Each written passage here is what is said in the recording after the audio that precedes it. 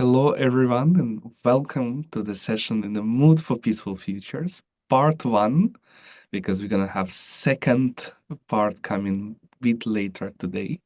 While we join in and welcoming everyone else, I would kindly suggest you can text in the chat what's your name and where you're calling from today, and I will pass on to moderator of the session, Pavel Luksha, who is the founder and director of the Global Education Futures and our close colleague with the LearningPlanet Institute. Pavel, thank you for moderating this session. Thank you very much, Ilya. And I look forward to the conversation today. Actually, I think some of the people may be joining from the earlier session that has happened 2 hours ago at the LearningPlanet Festival, where we began the today's, so to say, special arc of exploring what kind of practices need to be brought into reality so that education, civic leadership can amplify the communities and the young change makers' potential for peace. And as we discussed in that session, and I'd like to also breach with the conversation that just have happened. First of all, the times for these kind of conversations are very urgent.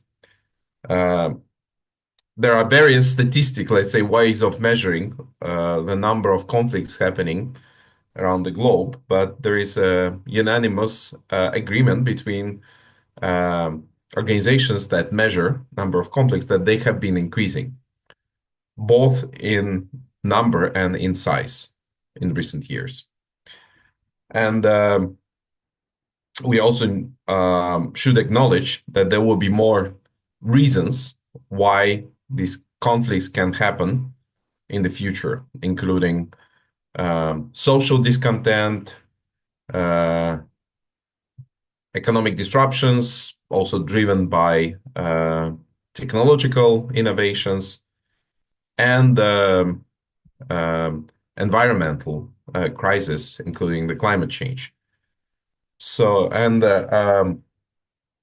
we can see the tendency to militarization of societies that have been remaining peaceful for decades. So it's a very worrisome tendency. And so the conversation we are holding today in this session and other sessions throughout the day is how can we counteract the dynamics? How can we um, serve the desire for peace that is very present in our communities, and especially with the young generation? Um, uh, the topic that we have been discussing, I'd like also again to summarize what we just said so that it might serve as an inspiration for this panel, is that education system itself is a kind of promoter of more aggressive, more conflictual tendencies because it's modeled after the military. The patriotic education frequently prioritizes conflict and values of, let's say, values of war.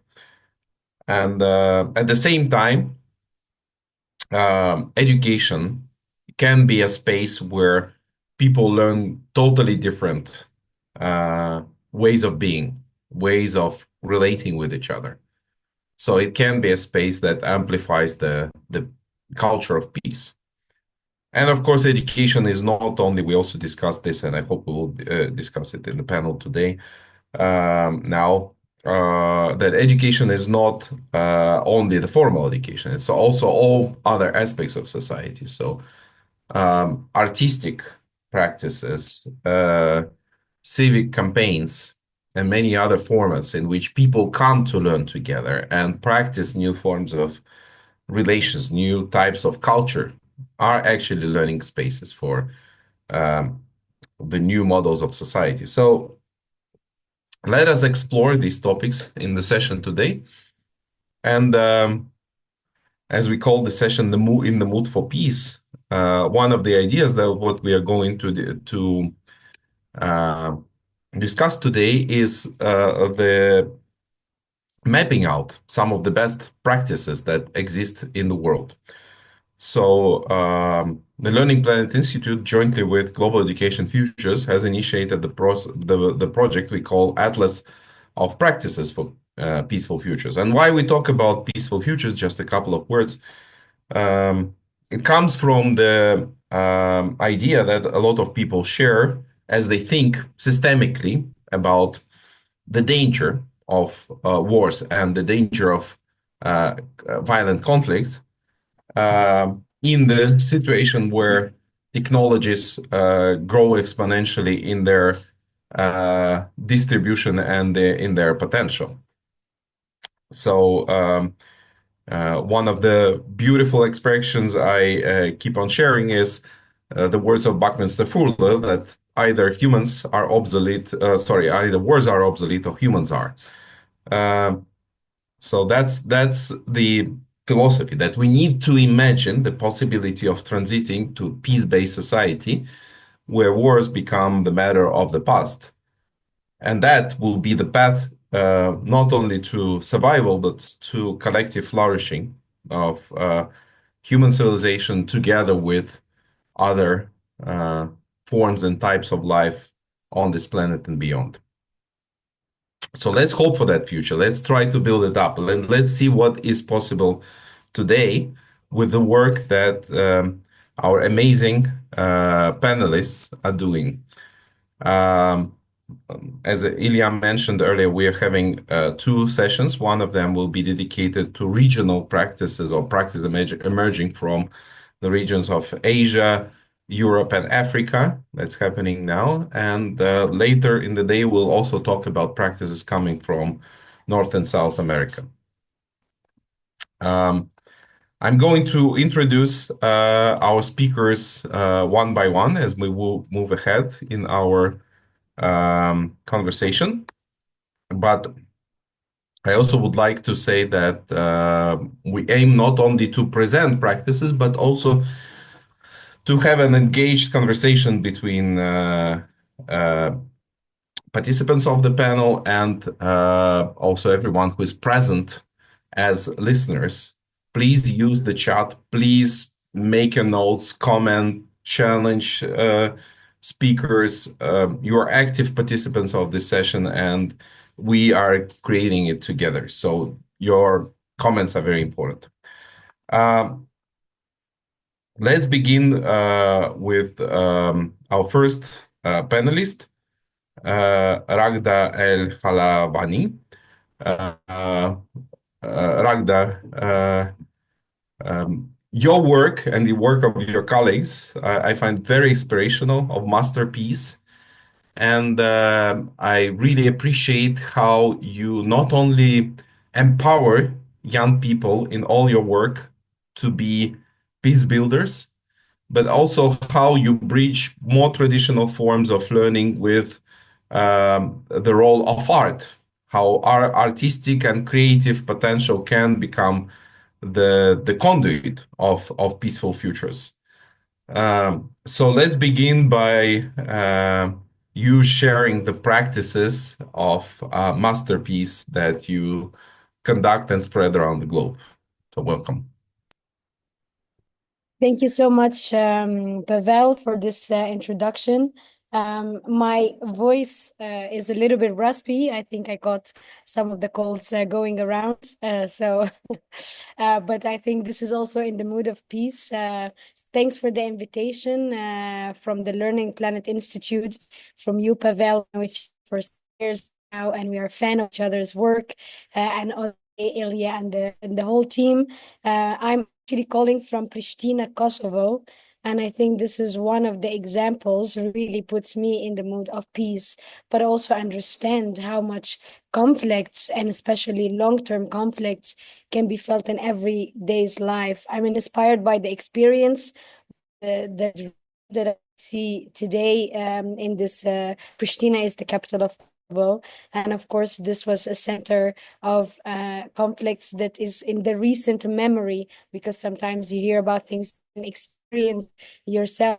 I grew up in the 90s, and I remember vividly images on the TV and all of us on the screen.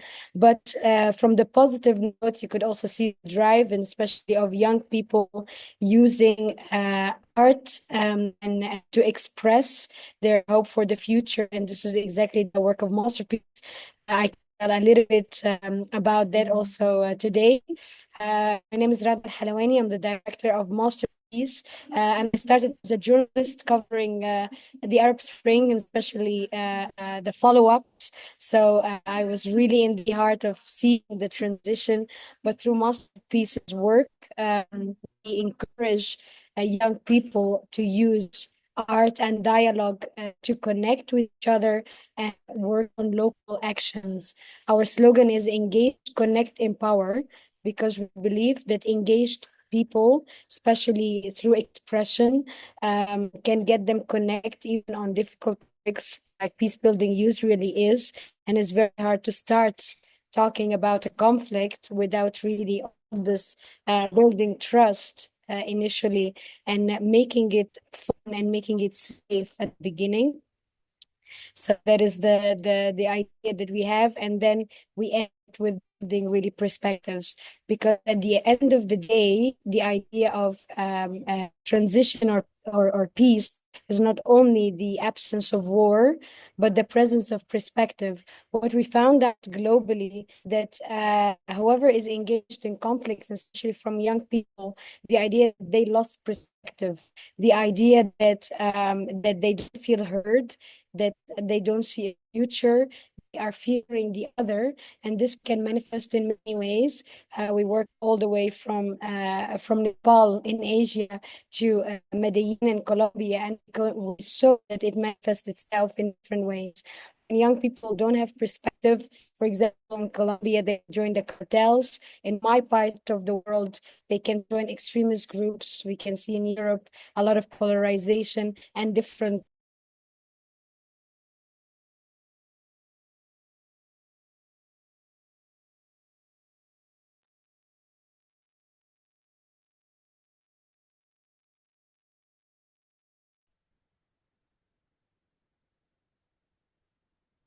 I think we might have lost Ragda, right? Yeah, we unfortunately lost right there. Mhm. All right. It's very sad, but I'm sure Ragda will have has powerful messages to share and will be Yes. excited. Oh yes, you're back. Hi, guys. Very good. Sorry, I connection is not very stable. But I was concluding my last point. In Masterpiece, this is our methodology. We start with engagement through art, and this also in the digital world means creating reels on social media. So really, the definition has expanded. We facilitate dialogues. This is the connect power, and the last one is to empower young people to take local action. We don't say, okay, you know, you want to create great transformation in the world, that is amazing, but start at home, do pilot projects in your community, join like-minded people and organizations, and really make it local. And we learn from each other, so the countries learn from the network. Some of our best practices, many of our projects that has to be done with the global community, and it's really go wildly as a positive virus in that sense.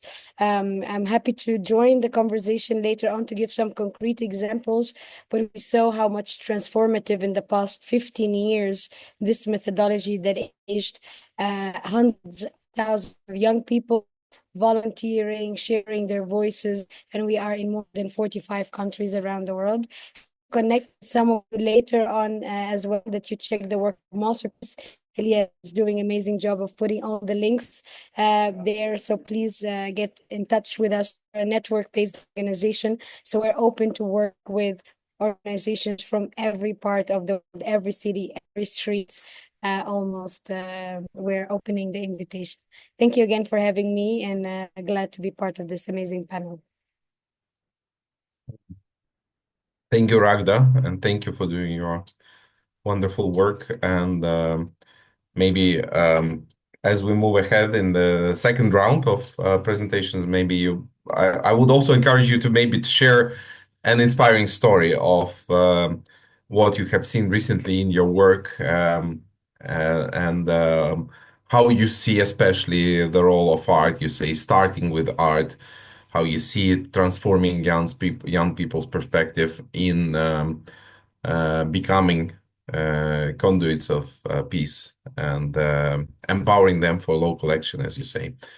So thank you very much for that. We'll move with our panel, and let me invite as the next speaker uh, another very good friend, Paru Jagdish, who is one of the co-founders and head of global impact, the global head of impact of IME.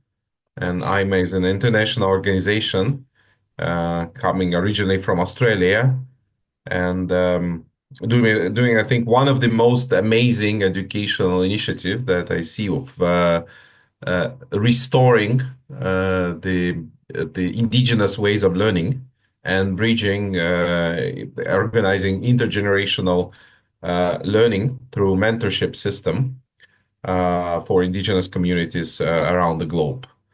And of course, you have many practices of peace building coming from these communities. And um, what do you practice? What do you see working? And what do you see actually can amplify peace? Because indigenous communities are probably also among the most vulnerable when it comes to violent conflicts.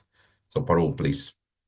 Hey, lovely to see you again, Pavel, and awesome to hear from Ragda before, who we've collaborated with in the past with Masterpiece as well. So it's good to be amongst friends. And in the first breath, as I sort of welcome myself into the space, I would acknowledge that no matter where we're joining from the lands of indigenous peoples. And most people, especially in Europe and some other countries, may have forgotten the ancestry or the roots from within which life has originated. But if you go way back in the history of humanity, you will find that all life originates being indigenous to some part of the land. And again, like tracking the course of human history, you almost see, like the first primal conflicts that would have arisen, and you can track it to today. The conflicts that arise today are also the result of like one knowledge system or one ideology thinking itself superior to another. And like the work of AIM since its origin in 2005, but really our origins go back to at least 100,000 years, where indigenous people have lived harmoniously on the land in Australia, 250 different nations, multiple language groups. And from that body of work, a young indigenous man created AIM as Australian Indigenous Mentoring Experience. And the narrative when AIM was birthed in 2005 was very much, if you're a young indigenous person, and these are actual statistics, but they're also horrible truths to keep telling our young people. But back then in 2005, if you were an indigenous young person in Australia, you were 24 times more likely and 24x more likely to end up in prison than to finish your schooling. So the results were, as you pointed out, Pavel, very different for a person from an indigenous background, especially a young person, compared to a non-indigenous peer. And so in this context, AIM was created to say, actually, if you look at like the long arc of human history, indigenous people are geniuses. They have lived on the land for the longest period. And if someone knows how to live with peace and with long-term planning, it is the indigenous peoples. So the early origins of the AIM model, which are also interesting, which is probably one of the methodologies we're sharing with you all in the Atlas, is how do you mobilize people who are not connected to indigenous peoples yet, and how do you build a bridge of mentoring? That's how AIM was birthed. We got predominantly non-indigenous people from universities to go and mentor marginalized young students and marginalized indigenous youth in schools. But the model of mentoring was never, hey, you mentors, you're there to serve these poor people. It was always the mainstream system has excluded a lot of intelligence. And the people that are excluded the most are the most marginalized group, which in the Australian context was Indigenous young people. And our job as mentors was to approach these people and say, hey, the mainstream is not working, including for people in power. So can we have access to some of your intelligence and help redesign these systems? So with that kind of mandate, like, it was quite easy for AIM to unlock huge sorts of volunteers to mentor young Indigenous kids in Australia. And now, as you yourself mentioned, Powell, the work has expanded quite dramatically, especially in the last 7, 8 years. And now we have a presence and operation in 52 different countries. And each area that we operate in, the practice of peace is very different, which obviously makes sense, because it is localized, it is led by the local community. But then there are certain strands. And the strand that I find like almost common across all of our work around the world is what AIM likes to call unlikely connections. How do you curate people from very different backgrounds, very different age groups, very different ethnicities, very different gender, very different cultural backgrounds? And how do you put them in a relationship where they value each other and see each other as peers, as equals, as people sharing the same planet? And that same methodology you can extend beyond the humans as well. Because humans in the last few centuries, we have, and especially in the last few decades, we've extincted a lot of other species. And we haven't been very peaceful as a species ourselves. The rate at which we're extincting other species, it speaks of irrevocable violence. But again, we are not considering that in our reckoning of peace. So as Indigenous peoples around the world, and my mom is Indigenous to the center of India, Gondi people, which is where I'm connecting to you all from today, from the south of India, which is where I grew up. And this is actually a photo of me from my childhood days. But, there are many interesting strands when you come back to visit the place you were born in. You get to see how much things are shifting, and you get to really, really take a sense of like, what does peace mean in this context?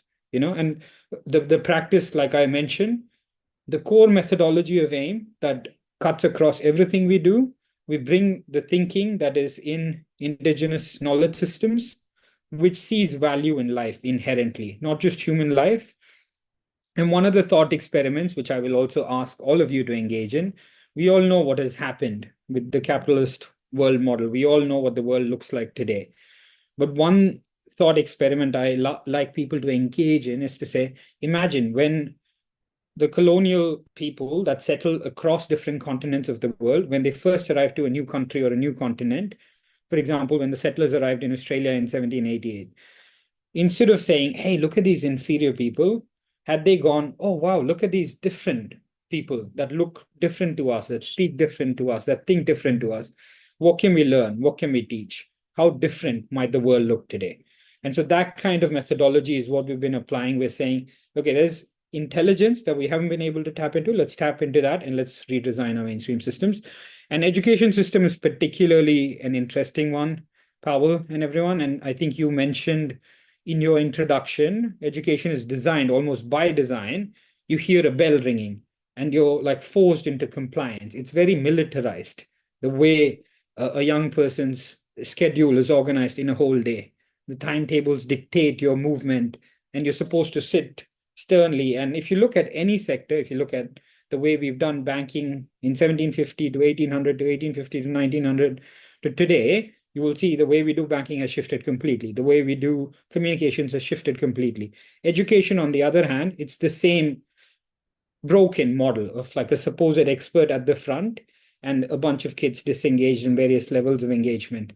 So like, how might we redesign that? And mentoring has been a powerful methodology for us to bring people external to the school to sit with these kids and share knowledge collectively.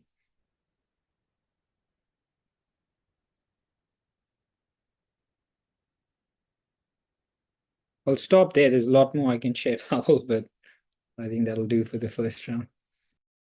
Yes, thank you, Parul, and thank you for reminding us of the importance of reconnecting with indigenous perspective, not only as, let's say, one of possibilities, but a worldview that appreciates the diversity and appreciates the value of all life forms.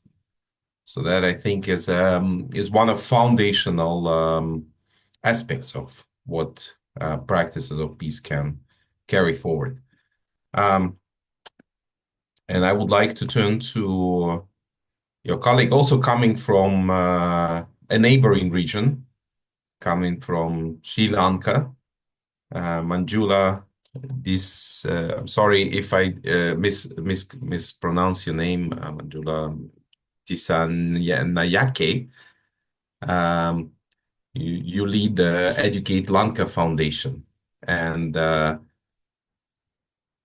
Sri Lanka, of course, has been affected by many internal tensions and conflicts, and the need to drive like resolution of these tensions has been an important part of work of civic leaders. So, how do you see your own practices for peaceful futures?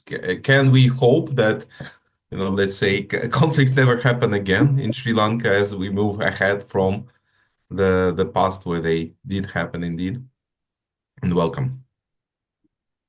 Thank you, Paolo, and good morning, afternoon, evening to everyone. I'm originally from Sri Lanka. I'm coming today from Washington D.C., so it's a little still dark outside, but really pleased to be here and really inspired to hear the previous two speakers and really enjoyed the theme of kind of the common theme of education. And from the name of my organization, you could have guessed, our focus is also education as a means to sort of figuring out why peace is missing in today's society, not just in Sri Lanka, but all throughout the world. My background, I was born and raised in Sri Lanka. I migrated to the US for my undergrad. And I had a previous life in investment banking until I founded Educate Lanka as a nonprofit about 15 years ago. There was a series of epiphanies that led me to that decision. But the main kind of the reason behind the founding of Educate Lanka was the realization of this gap of access to education for the marginalized and especially for both socioeconomically marginalized as well as in the post-conflict societies and areas within Sri Lanka. On paper, Sri Lanka has a universal education system, and we have one of the highest literacy rates in Sri Lanka in the world, and top in the South Asian region. But as Pavel clearly indicated, since independence over the last nearly 8 decades, every single decade we've been in conflict. We've had a nearly 30-year-old war internally, an ethnic conflict that just ended about 15 years ago. And even after that, we've been entangled with various ethnic, religious, political, and socioeconomic conflicts. You probably heard a lot of that in news over the last 5 years.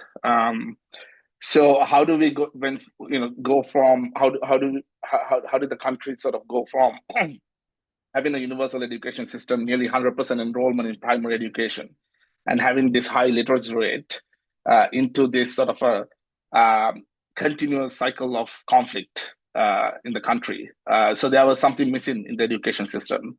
When we founded Educate Lanka, the purpose was to address the gap of education, where economic conditions led to a lot of the students to drop out of education because the opportunity cost and cost of out-of-pocket expenses were increasing for marginalized families. So we created this platform to connect most of the Sri Lankan diaspora living outside and their resources back into the country in the form of giving back and a very direct way of providing financial investments and assistance to these students so that they can remain in school without having to drop out and realize their sort of true potential by going through the higher education system in Sri Lanka and getting a gainful employment. But after a few years and through research, we realized that there's something else is missing because there's significant youth unemployment in the country, and we continue to be tangled with these conflicts. So what we realized was there's a huge learning gap. There's a skills and a learning gap that exists in the mainstream education system, which is not addressed because 90% of the student population depend on this sort of public education system. But we unfortunately are left with a rote learning environment where students, as Parul initially mentioned, go to classroom, they absorb and acquire knowledge, and they repeat that on an exam, and that's what education is called. or how it is measured. But when it goes to real life application, a lot of these students struggle, and whether it's getting a gainful employment or jobs, or to become a empathic, globally conscious citizen in the society that can positively contribute. So when we realized these gaps, we realized that in order to fulfill our true vision, we needed to do something about this, because otherwise we are falling short of our true impact. That led to creating of this sort of a complementary intervention on top of the financial assistance that we've offered through our micro scholarship model, to create a project-based applied skills development program focusing on these foundational social emotional learning skills. What do we call by social emotional skills? These are also called many other sort of terms, life skills in the global south mostly, transferable foundational skills. These are self-management and self-awareness skills that teaches young people or teaches individuals about controlling and managing their own emotions, having self-awareness, building confidence and self-esteem, and then having social awareness, building empathy. We talked about perspective before, taking perspective, identifying and understanding, putting yourself in other people's shoes, and developing tolerance and having an exposure to global citizenship. And then building relationships, working with teams, and having community engagement, local engagement, and creating those positive change makers in the society, and eventually being able to take responsible decisions. How do you use your knowledge and education, and how do you convert that into, not to sort of add to the cycle of violence and cycle of issues that the country or the society is facing, but rather how do we take that and make it so that you can actually solve problems, and build a more cohesive, peaceful society. So these are the foundational skills that we focus on our skills development intervention. And these are very structured in a way that these are not just, it's a hybrid pedagogy where you not only learn about these skills and get exposed, but also the critical part is actually applying them. So we have this model where these students that get trained actually have to go into the community, identify an issue in their own local society, and design and implement and execute those projects. So they get that hands-on experience of actually making a difference in the society. I would love to go more in detail into the intervention later, but we've trained over thousands youth so far last few years since we began the intervention. We have provided more than 50,000 hours of training, including self-training, actual project implementation. There have been nearly 500 projects that were implemented throughout the country that reached over 50,000 people and impacted throughout the communities. So really excited to be here and learn about others, how they approach peace, and happy to answer other questions. Thank you. Thank you so much, Manjula, and thank you for the work you're doing. Yeah, it's an amazing journey. And one of the points you mentioned is turning from investment banking into this role of social entrepreneur and the leader of systemic change in education. That sort of also mirrors my own journey. I've been working in private equity funds and corporate restructuring companies years ago. And I always was very concerned that unfortunately they don't do a good job of creating more positive future for us all. And peace perhaps is one of things that many businesses leverage. They enjoy peace. They gain from peace, but very few are actually cultivating it. And one of topics I'm deeply interested in is how can we make sure that peace is appreciated by business, not just as a condition, but something they need to invest into as a precondition of their own success. So thank you for Yeah, doing it's that for interesting, Paul. Just to the world. quickly add on to And that. Sorry. Yes. No, quickly, I don't, Pavel. Please go Interesting ahead. that you mentioned about private sector. So actually, one of the key stakeholders in our model is the private sector. We bring them in.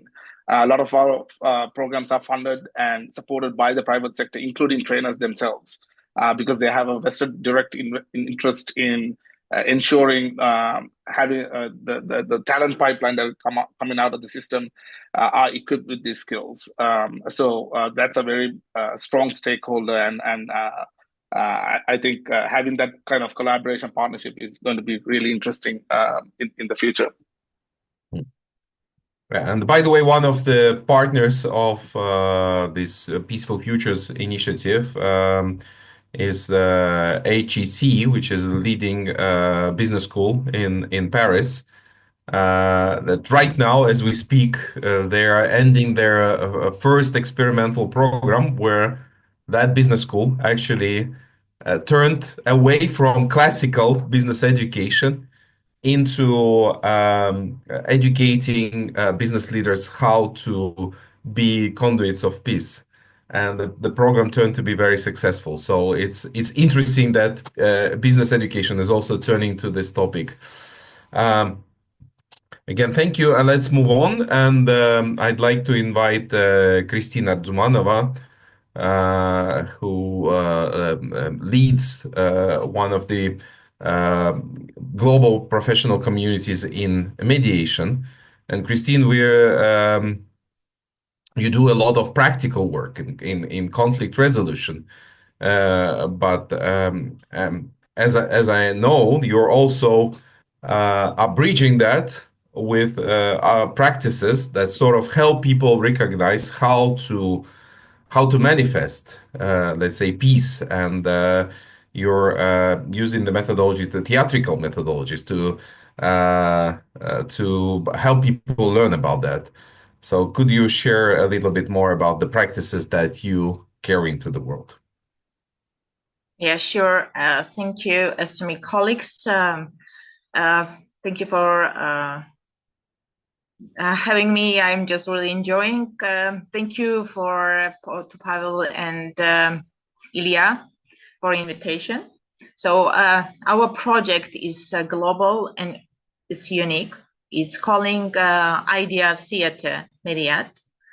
So this, just briefly, I will start to explain. It's a really honor to stand before you today, and I will introduce that this is what really close to me. We're leading the peace education as well. I want to just share vision of fostering understanding and resolve the conflicts through the theater mediat. And this is, as I mentioned, this unique blend of alternative resolution and method to creative power of theater. The purpose of mediate is to use storytelling and performance to teach mediation and the peacemaking diplomacy, as well as engaging in impactful and deeply human way. All its core, these projects aim to demonstrate that even the most challenging disputes can find resolution when approaching with empathy, dialogue, and creativity.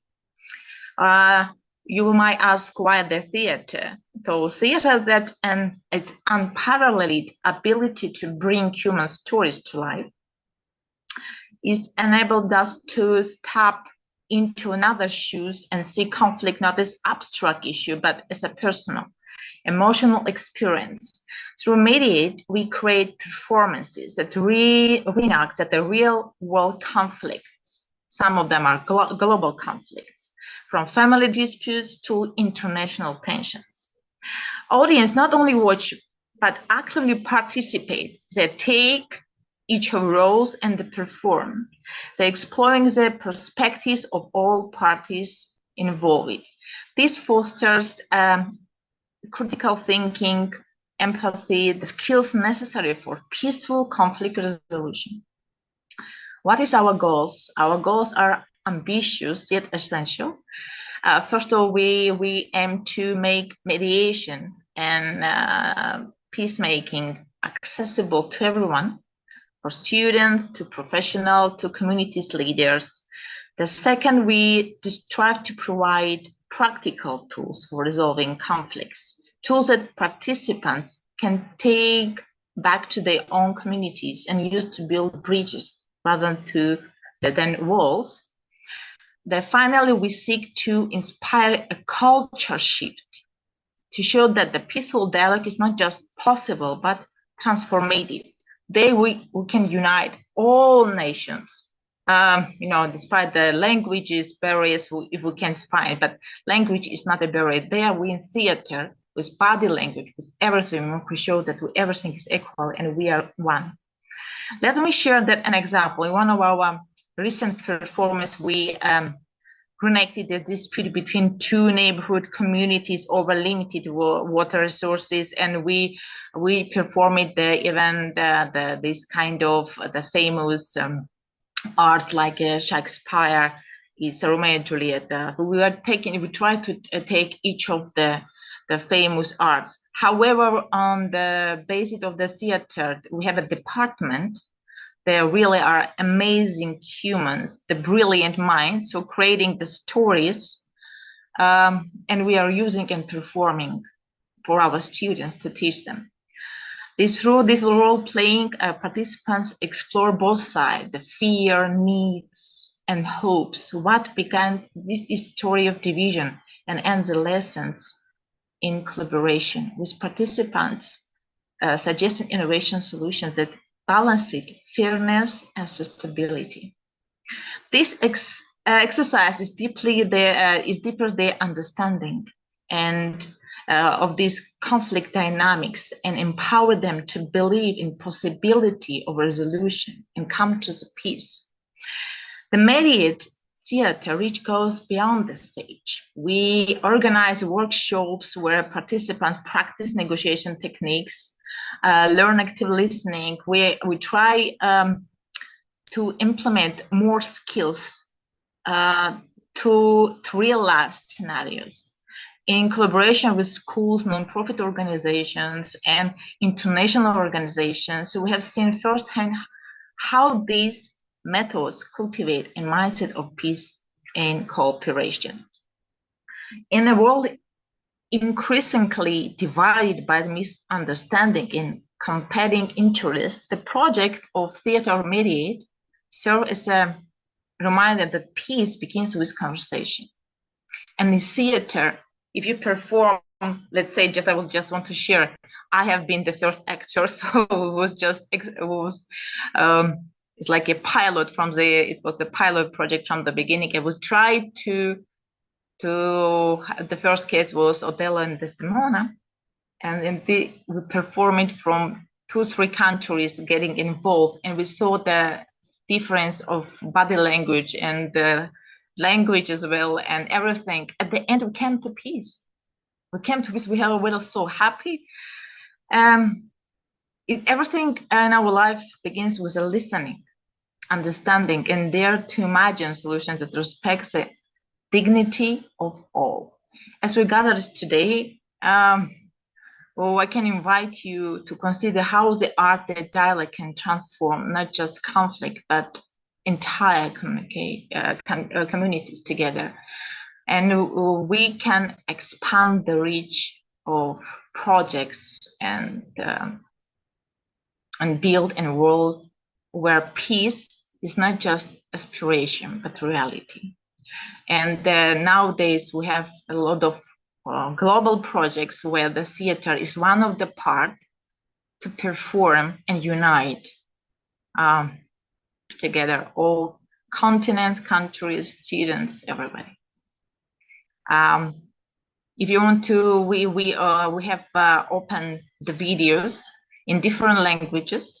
So if you are really interested in the future, you can contact with us. We can share these the scripts and the performance show, like a reels, how we customize it. It's just not like you are taking, but this is in real scenarios. We perform and we show, we play. This is real theater. Thank you very much. I saw this. I have 5 minutes. That's why I took it the fast my communication. So If you have any question, I can just answer on your questions. Thank you very much, Christine. Yeah, first of all, maybe you can put a couple of links in the chat so that participants of the session can explore a little bit more. And as I understand, you also have a contest on peace mediation today.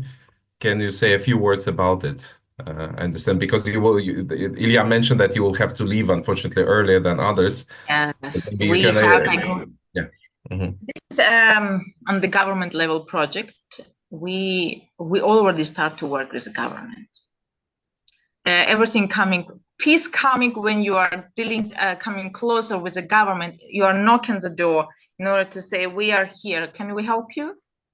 Because we are competent, because we understand what is a diplomacy, because we understand how to lead this peace, even though we can speak in different languages, in the first of all human language, and we understand each other. So most of in government, they have misunderstanding because they try to take the blanket on the top.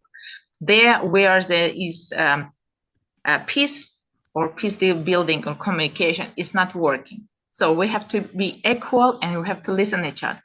So we are working now in the government level. We try to open the first ever diplomacy competition where all the global actors will take their floors and they will see each other, how we can bring to peace. And the government firstly have to come to people in order to bring the peace to countries. They have to listen to their people. So we try to build this bridge between our government and this organization, professional organization, who are experts in this field. Thank you very much. Also, the story that you shared reminded me of, right now as we speak, there is a Davos forum happening in Switzerland. And I remembered one of my most powerful experiences from my visit to Davos was not any panel session, was not any presentation by a world leader.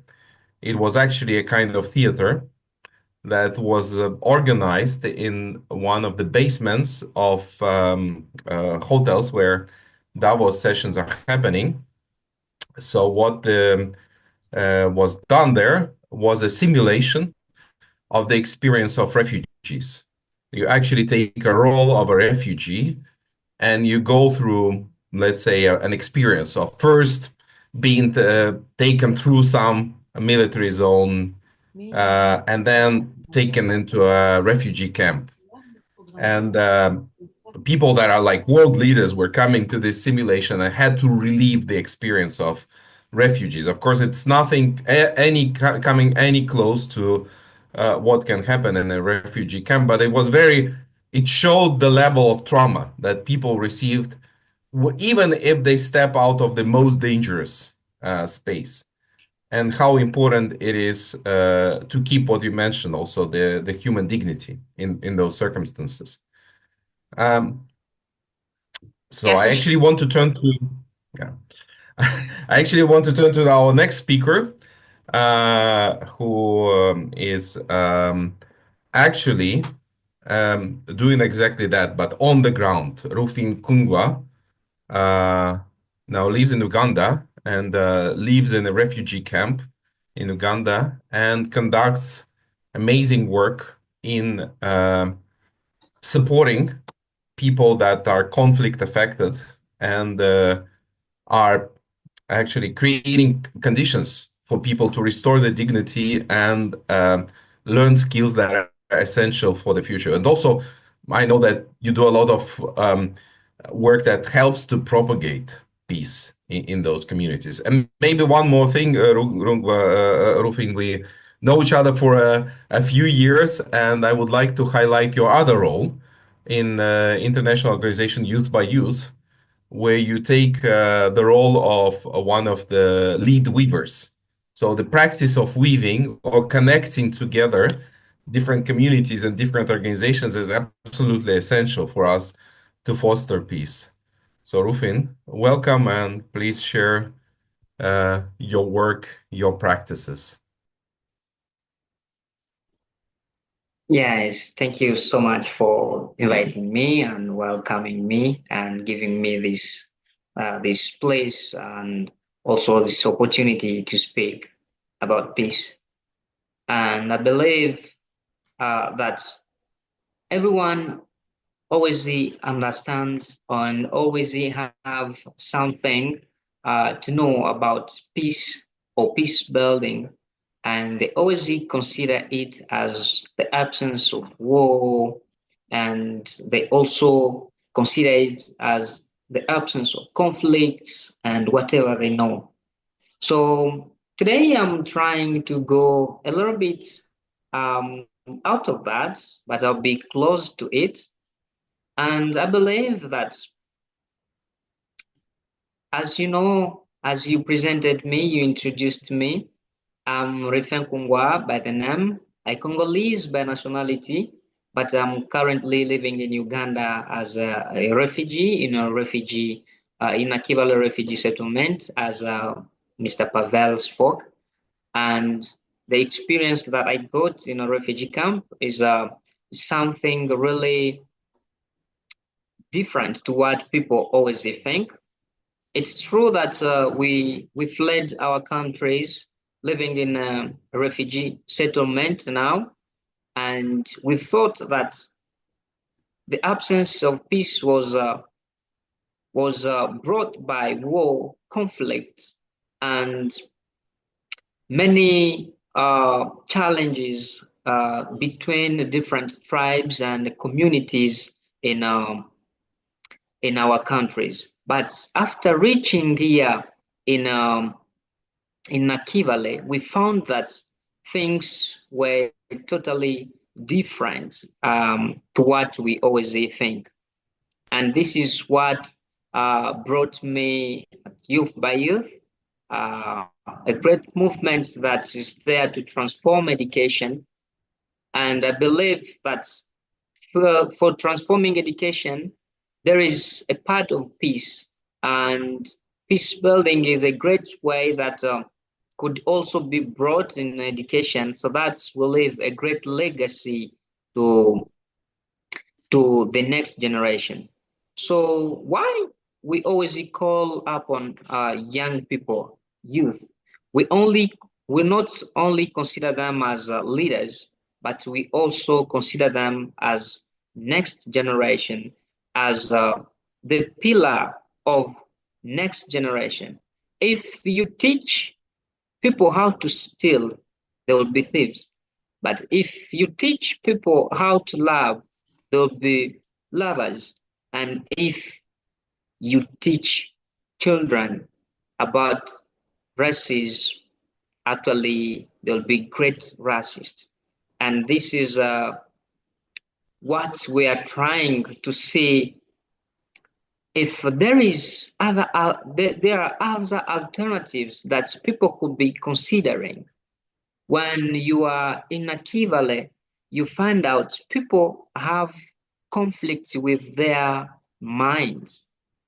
And this is something that they are not facing war anymore because they have fled already from their countries up to a host community, which is Uganda, actually, I may say where I am. And people think as if once they reach in a refugee camp, they'll live peacefully. But that's something different, because apart from war, people start facing different challenges that bring stress, and that stress even disturb their mind, and they make them to not be stable and lose peace of their mind. So this is part of one thing that we should consider, that it affects people and they are not living peacefully. We should also look for ways that we could organize different techniques of bringing back these people to a new life where they will be distressed and understand that life continues with time. And you find out that once people miss what to eat, once they miss what to eat, they start talking and thinking about many things. And this even disturb their minds. And they are not in peace with their minds. That's why I also consider this part of a big part that plays a big role in peace building, because people always consider war as something that brings conflict or even make people to not be in peace. So that's something really that can disturb people. And we have another part, which is education itself. Once we try to look at education in a refugee camp, is something that is extraordinary, because we find people coming from different countries where they studied a lot. They have uh, bachelors, even masters, and maybe I may say for PhDs. I don't know if we have them in the camp, but at least those ones with bachelors, masters are there in. But for them to adapt to the system that is in the country is some hard. For them, maybe they are coming from French system. To adapt to English system is challenging, and this makes them to think that, oh, we thought that we ran away from war and we are going to find peace, but we are facing still the same challenge of adaptation. So adaptation is also something that plays a big role in this perspective, as we understand that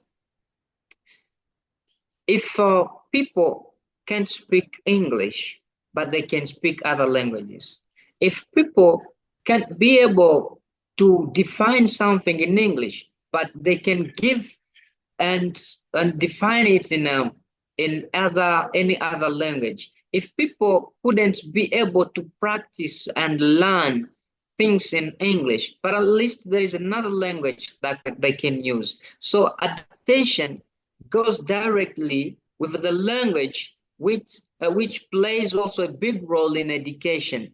You find out these people who are newcomers in the camp, they tell them to go to lower classes because they don't know English, and this is something that disturb them and make them lose hope of finishing their career in education, and even disturb their minds, and they make them to not feel as if they are living in peace.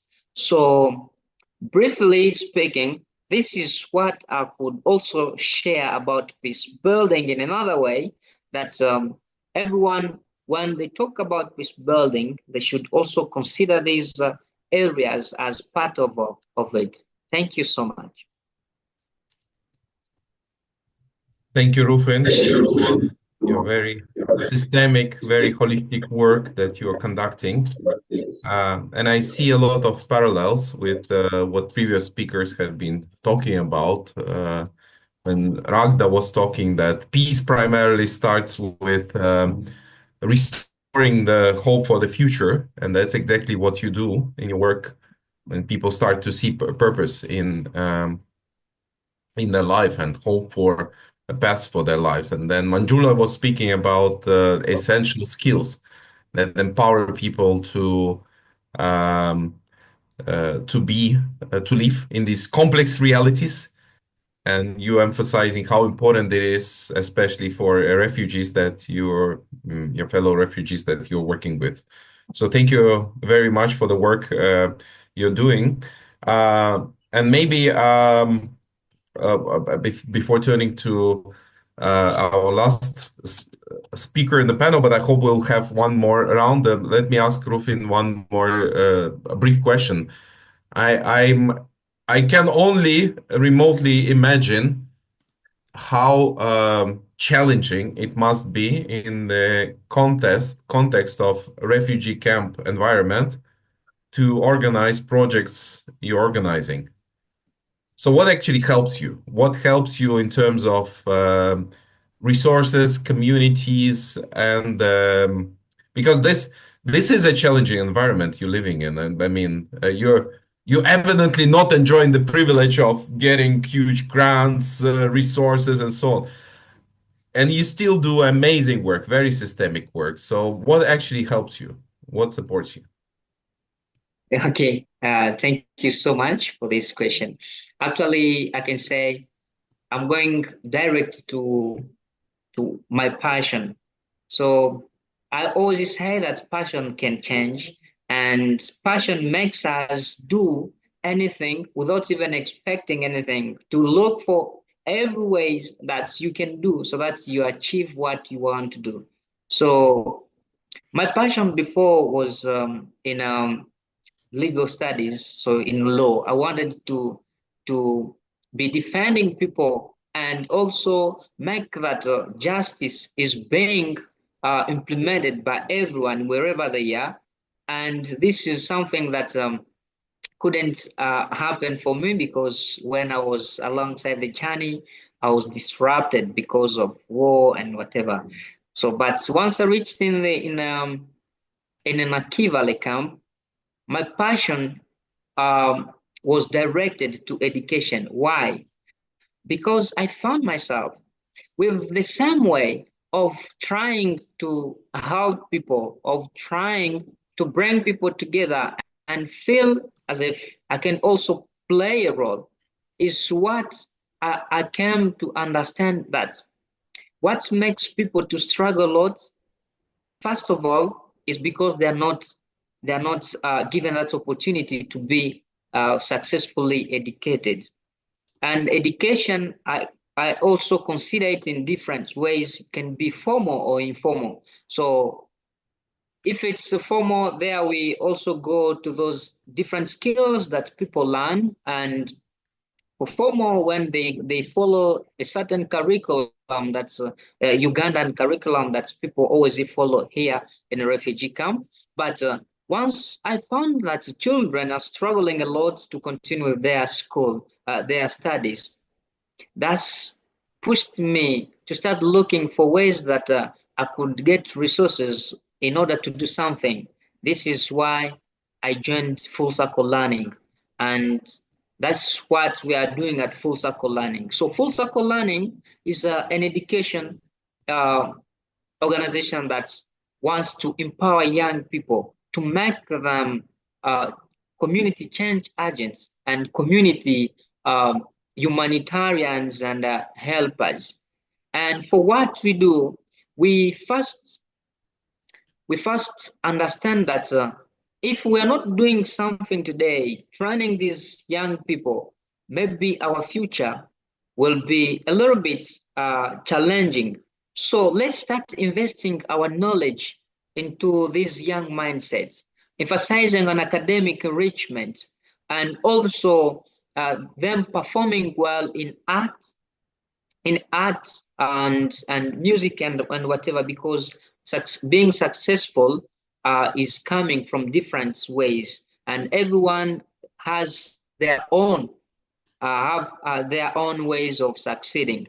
That's why we are not stopping from academic enrichment and also arts. We also emphasize them to dive into character education, which goes directly with what we call habit of art. And this habit of art, it brings together this compassion, pity, tolerance, love, and different philosophies like Ubuntu. So we are combining all this together to invest in this young mindset so that tomorrow, once they become leaders, they will be great leaders because they will be leading with that habit of art, which will be reminding them if they want to kill people, if they want to do something wrong to people, there's something that will be considered as a heartbeat, reminding them to stop doing this, to not continue with this. And this is something that can help them. And then apart from that, we bring them in a community service. We know that the government cannot do everything, but at least people, these young people, once they see challenges in the community, they can be there to see, to look on and find a solution. And through that, we bring them to the practice of from youth by youth.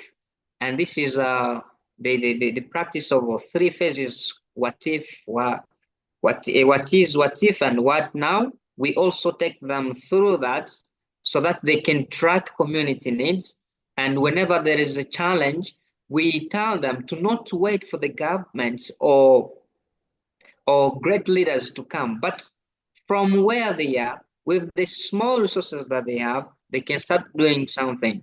That's why we also engage into these small projects run by different by local organizations. That's why I can say that the passion can change and can be the great resource to what you want to reach to. So bringing all these together, this makes full circle learning to also go forward and bring the change in the community. Thank you so much, Rufin. And I can see a lot of comments in the chat appreciating your work and people being inspired by what you do. So please continue doing this and inspiring others. Thank you. So we'll have the last speaker of this first round, and we'll have an opportunity also for your commentary to each other, your reflection on each other's words in the second round. But I would like to welcome Kara from the Hack Center. And we've been long-time collaborators with the Hack Center, and you're doing a lot of amazing work, facilitation work around the globe. And Youth by Youth and some other colleagues use the word weaver. And you've been weaving as well. And the Hack Center uses the word meshworking, which is kind of connecting these different networks into a more complex system. So, Kara, can you talk about the practices for peaceful futures that the Hack Center advocates? Yes, thank you so much. I'm so happy to be here with you all and feel your passion for this work with working together around the world and focusing on our local places to make a difference. I really want to pick up on the beauty of that passion that Rufin was just sharing. And I want to tell the story of what the Hague Center is doing. And yet right up on the top of my page here, I have written weavers. Because we're weavers in the field. We're mesh weavers as well as mesh workers. So what that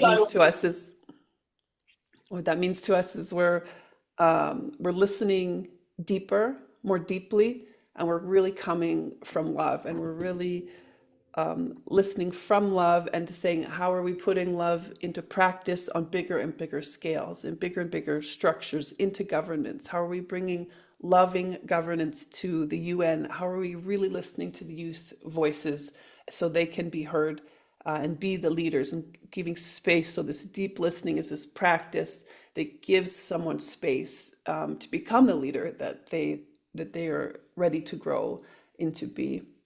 So I just wanted to share some of our stories through a few pictures, and let's have a look.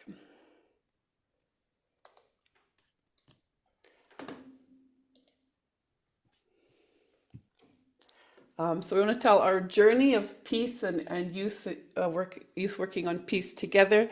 So we've started focusing on it quite a bit since 2020. So we had a very special event at Youth Island where we made space for youth to create their own declaration and ask to bring to the UN. So then they actually They actually got in this ship and brought their graphic recorded page. So they met for a few days on this youth island.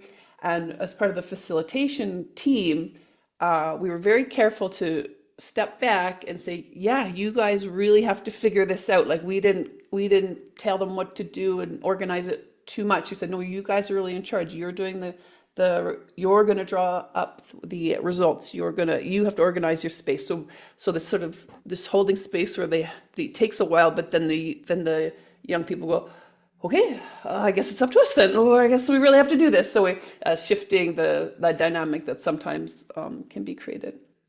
And so here's the graphic recorder putting together their story, and then they rolled that up and presented it to the UN official.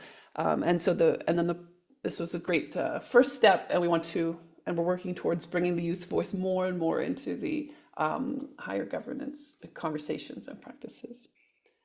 And then we continued with these peace pop-ups. We were partnering with Masterpiece on some of these projects and some of the others here as well.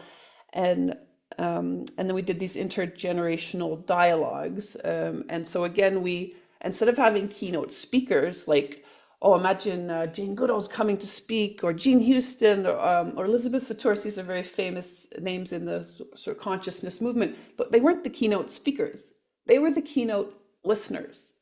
And so imagine when you're like, whoa, Jean Houston's going to listen to what I have to say. I better step it up to the next level. And so that helps that keynote listening skill. So it's flipping the narrative to listening. And then, and we're also because of this deep listening, we've also been trusted by global gatherings of Indigenous people, saying, how are we energetically bringing the world together, shifting consciousness through ceremony, through partnership? And so we're in that process as well. And this was a youth version of that I co-facilitated with some friends across in South America. And then the United Nations was starting to say, we need deep and rapid transformation.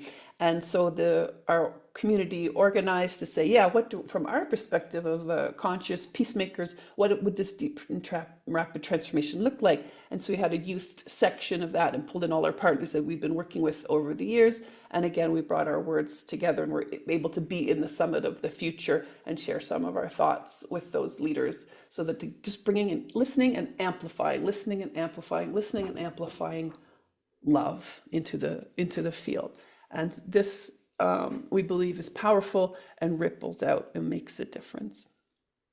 And we continue to teach and research about these processes of what's this kind of, we call it coherence, like when the community is learning to listen together and listen deeper from source, from God, and from our inspiration of just what we know is right in life. And the more we can learn and have practices around that together and become a community who's all doing that together around the world, then we start to become this bigger system of influence where you start to see bigger and bigger changes happening. And sometimes it happens quite quickly, but it's all this groundwork of all this learning and sharing in different ways than the normal linear way of thinking. And so I just have one ask for everybody on the call and everyone listening today. We're putting together a platform where we're learning and teaching these practices of building communities of coherence, like building networks that can make a big difference for peace, for systems change. And we have an opportunity for you to become a beta tester of this platform, so you can have free access to all the materials and help us make the process better. So I'm just going to put that link in the chat in a minute. And that's my story. So I believe and have this vision that when we become love organized, that's the most powerful force in the world, and we can bring peace and harmony to the world as love organized. So thank you.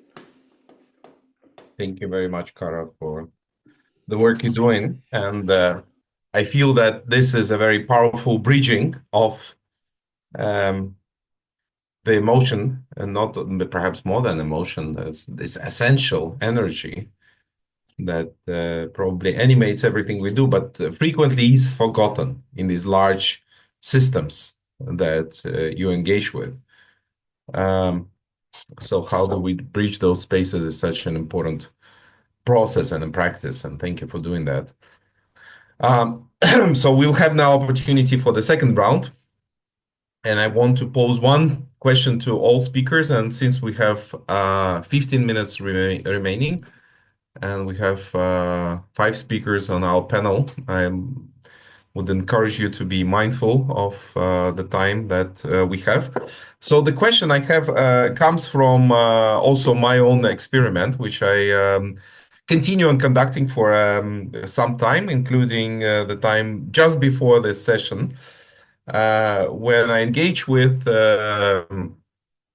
ChatGPT and other AI agents, and I start to explore with them, can we collaborate with each other on amplifying more important, let's say, messages such as the messages of peace and love and the need for reconnecting with our planet and its the forces of life, instead of amplifying the dynamics that is extractive, life destroying, and leading to violent conflict and destruction of the human species. So and what we agreed upon with ChatGPT yesterday, indeed, that most of the questions, most of the exploration that most people take when they use tools like this are actually leading to more negative scenarios. And futurists frequently don't have too much hope in the future ahead of us. But we are talking here about practices for peaceful futures. And Rufin has emphasized the role of passion in doing the work that we are doing.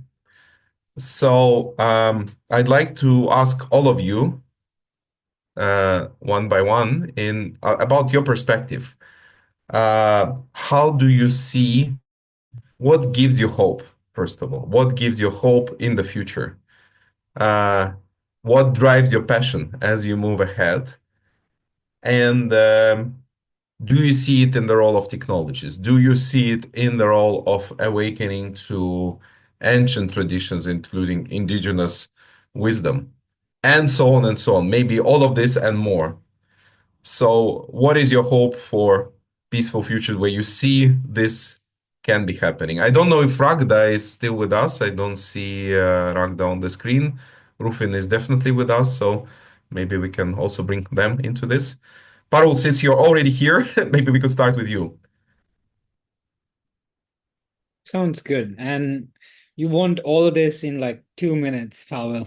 The hope Yes, for all of peace. this and in 2 minutes. The answers to the universe, is 42. And now you Right. need to explain. Oh, I should explain. What brings me hope? Hope is not, I take hope very seriously. It's not a sugar hit. It's easy to fuel yourself on the basis of hope based on one good news stories. But I also know like the way our communication technologies are designed, the way you had your limited interaction with GPT or the way mainstream media is designed, I know that a lot of the news we receive is doom and gloom. And like, thankfully, the work we do at AIM and our global network, I am constantly connected to good news stories happening on the ground in very tangible, real way. People have walked through conflict zones to go and mentor kids, and that gives me hope. The work that young people are doing around the world, including the story Rufin was sharing, that gives me hope. Like the people on this call, the gathering that Kara and team put together, all those stories genuinely give me hope. And I don't know if I'm wrong to believe this, but I see just many, many instances of people coordinating at a local level action, which then I can see the ripple effects of it happening at a global level as well. So that gives me hope. In terms of technologies, I don't necessarily like ascribe to a very technologically positive view of the world, unless you consider indigenous technologies, like in some ways, humans are the first AI. The way indigenous people have been able to store their knowledge into landscapes is the first iteration of like storing data on the cloud. In this case, the cloud is the landscape. a sentient living landscape, not an insentient technosphere. So if you consider that as technology, then I can sort of like rely and somehow feel hope that there are indigenous worldviews which we haven't tapped into so far. And what one of my best friends, Tyson Yungapota, he does this really beautiful thing with his hands, and he says, so far indigenous knowledges are sitting behind Western worldview, and all you get to see are the fingertips, which are the dances and the ceremonies. And he says the greatest potential for us in today's century is to flip the hands, is to bring the systemic thinking in indigenous communities to the front of the design queue and redesign the world. And so that gives me hope. And I think I'll stop there in the interest of time, and you can tap me back in if you require, Pavel. But Yeah, I'm sure a lot of people on this call will be excited or are excited by your words and the work you're doing. So maybe you can also share in the chat some of resources that I may use as practices that help foster this perspective and this worldview. Manjula, let me ask you the same question. What gives you hope and what drives you, and how also maybe specifically, how do you see the role of, especially in your work, probably this is very relevant, the role of technologies in amplifying that potential for hope? And Paul, I'll take the latter one first. Technology, I'm with Paul on this. When you're really working in the grassroots and some of the most marginalized areas, and you have to ask the question whether is technology really closing the gap, or is it exacerbating the gaps and inequalities in our society? So AI is here to stay, but until those AI models and the data sets are more inclusive and equitable and take a holistic sort of an approach covering the entire globe and every aspect of society and communities, I'm really skeptical how that's gonna play out. And we've seen how technology has played a part in education, and we haven't really seen the closing of the gaps in real definition and meaning of education and learning. Along with that, there's also the challenge of misinformation, disinformation, and how do we create these skill sets and learning? How do we provide those learnings to our students so that they could navigate through those challenges? Because we are talking about communities and young people who are not exposed to this, and all of a sudden now have access without having any understanding how to differentiate, how to critically think.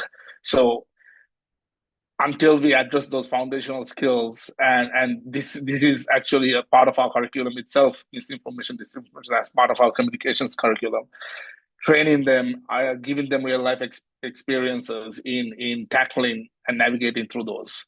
I think every formal curriculum, or every formal education, every informal education needs to tackle this issue, because otherwise it's going to reach out of our hands very quickly and very fast.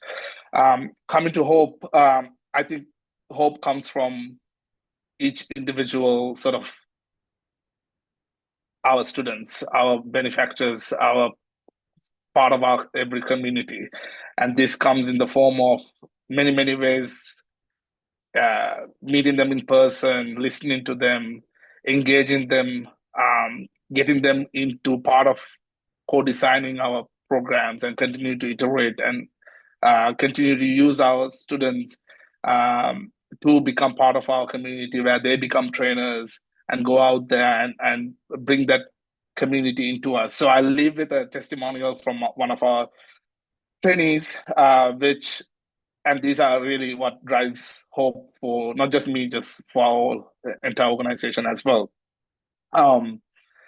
This is interesting sitting here in Washington, D.C., because this is part of a training that we did on DEI. And you probably know what the conversation around that has become in this part of the world in the most recent changes. But one of the testimonies says, as a youth, I know our generation suffers a lot from stress, depression, and anxiety on a regular basis. I believe one of the main reasons for these psychological issues is the reality of the actual implications of inequitable and unequal society the youth will soon be part of. The training opened my eyes to realize that I myself could have been discriminatory to others in some ways, directly or indirectly, while at the same time, I myself could also be a victim of discrimination. After learning deeply about topics such as stereotypes, bias, privilege, equality, and equity, I reflect upon my attitudes and actions as an empathic being to contribute positively to the society. I'm now committed to applying these lessons learned and experiences into my own life. This is just one example, and this is what keeps us going. And thank you. Thank you for the opportunity, and really inspired by everyone's work. Thank you. Thank you, Manjula. And such an inspiring testimonial. And yeah, it's sort of another topic that keeps on being repeated, and it's important to remind ourselves how existing systems actually perpetuate violence rather than peace, perpetuate oppression rather than liberation of human beings. So, Kara, turning to you and the work you and your colleagues are doing at the Hack Center, what gives you hope, and what do you think can amplify that hope in the future? Yeah, for me, it's not so much about hope, but it's just about accessing joy, like the joy of living a purpose with this intention and purpose to make the world a better place all the time, no matter what is happening. So I don't hope that people change or hope that things get better, but I just know that this is my role here, that to bring visions forward, to share, to amplify people, and what makes me really gives me a lot of joy is seeing this popping through in the world, like that so many people are coming to this new paradigm where it's kind of like the indigenous wisdom coming forward, and also that sort of that conscious knowledge and love coming forward and saying, yes, we can, it's possible to run the world like this now with the help of technology that can distribute power, that can distribute voice. And right now, sort of nefarious actors are using those technologies really well to spread their voice of that people are separating people on purpose, but we're starting to get organized together now with our media collaborative and other things, and it's a hub. It's just lost the word, but it's like we're bringing the ability to tell lots of stories on the ground to Hubcast, so that we can teach young people to tell their story more, to give more access to, and to bring that voice out through the media, through the Hollow Movement and this media hub. And so we start to give people and if we can create currencies of love, then we can create education and careers that have a different choice. You can live into this Gaian society, this love society, instead of the regular society. So I have lots of visions, and I see it all happening. And so it's like I just know we're coming, we're gonna get there. So we're all gonna make it home together. That's what I say. Thank you. I still think that hope is an important aspect of it. In my own work, I use this idea of active hope or radical hope, a hope no matter what, which I think deeply connects to the topic of joy that you are speaking about. So I'd like to thank all of you for this amazing conversation. I'm sure we could carry on for much longer. And Parul, for instance, we could dedicate the whole session only to the work of Jaime. And I can imagine that would apply to equally to any other speaker. So thank you all of you for being here. And before we conclude, just I would like to show just one slide or one image, which is actually how we see this session and the many people that probably were in the room and could have been also featured on the screen as speakers. We want to bring together your wonderful work into a kind of map, which would be both a geographical map, so it highlights the geographical dimension of your work, but it would also be an opportunity map. And we are calling it Atlas of Practices for Peaceful Futures. And the purpose of Atlas is to feature what is available to civic leaders, to educators, as the way to foster peaceful futures through their work here and now, so to say.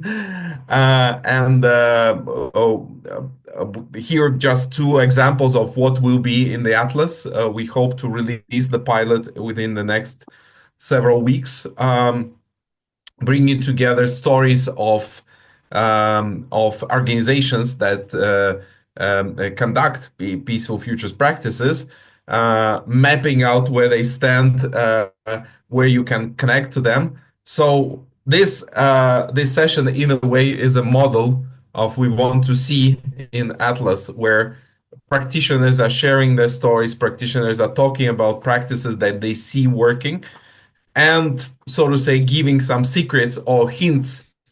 How can you move ahead if you are a civic leader, if you are an artist, if you're an educator, and you want to help people learn peace and be peace? What do you need to do? So that's the purpose of our work with Atlas, and we hope to collaborate with everyone who's interested in this to share their practices and come into the community of practice. That's the ultimate purpose, so we can learn with each other and, like Kara said, amplify the voices of those who are serving love and amplify love across all places. So thank you very much for your wonderful work you're conducting, and thank you to participants for your commentaries, for your questions. And come join us at 5 p.m. Central European time. Please adjust it to your own time zone, wherever you are, for the second round of this conversation, speaking about North and South America practices of peaceful futures. Thank you, and hope to see you soon. Thank you. Thank you very much. Fantastic session. Thank you, everyone. Goodbye. Thank you.